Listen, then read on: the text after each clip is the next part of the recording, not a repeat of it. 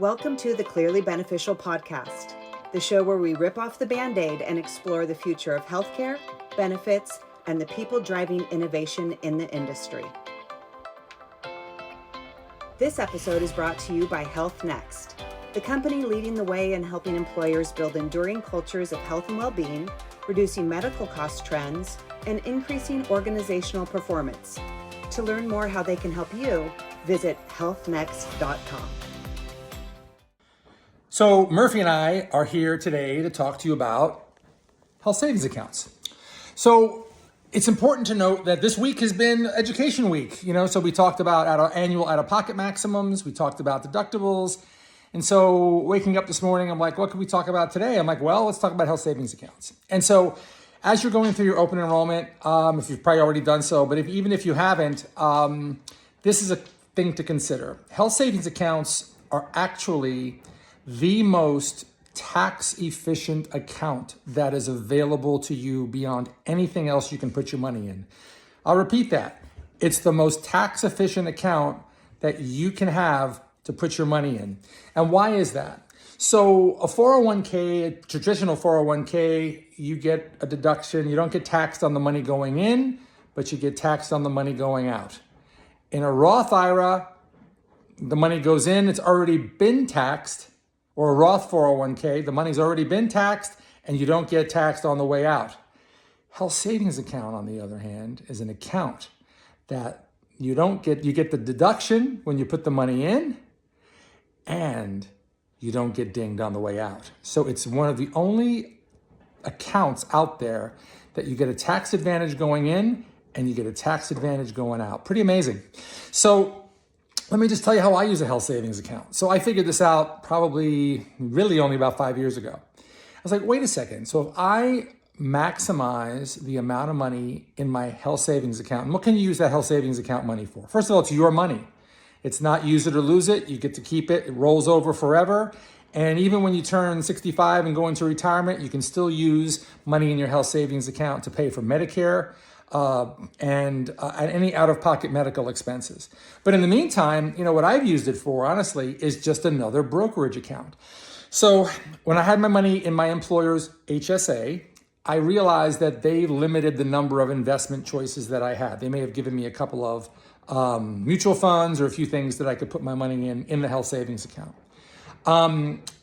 But then once I left that employer, I'm like, well, where can I move this money to? So I actually opened up a Fidelity health savings account. And this is not an ad for Fidelity. I just happened to pick that one because I had other things over there.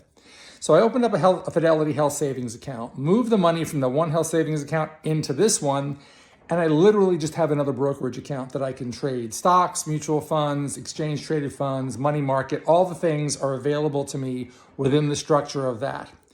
And I just treat it as another retirement account. In the long run, because of its tax advantages, you are limited to what you can put in. So, in the coming year, I think, and again, this is not exactly accurate, but in 2026, someone for a family can put in $8,550, maybe $8,600, and then if you're over 50, you can add another $1,000. So, there's definitely some flexibility there to add up to $9,500, depending on your age, a year, and that goes up every year. So the amount of money you can put in your health savings account goes up every year. So my strategy is, since I don't have a lot of out-of-pocket costs for healthcare, some prescriptions, this and that, I just keep putting money into the health savings account every year, maxing it out to the best of my ability and not touching it. Okay, just because you have it doesn't mean you touch it.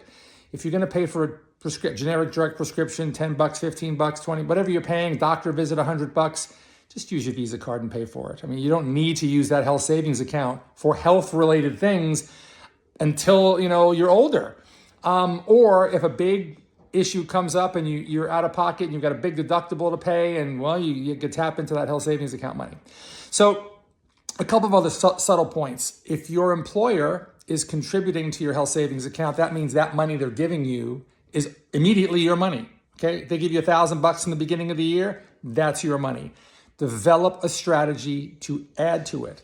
Even if you're going to take a little bit less money in your 401k to max out your health savings account, do it, okay?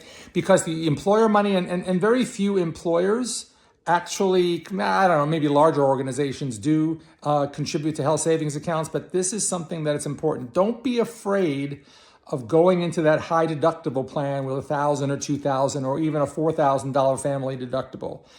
Match it up, take the money your employer's giving you in the health savings account and supplement that with your own money, even if you're just doing it on a paycheck to paycheck basis if you can.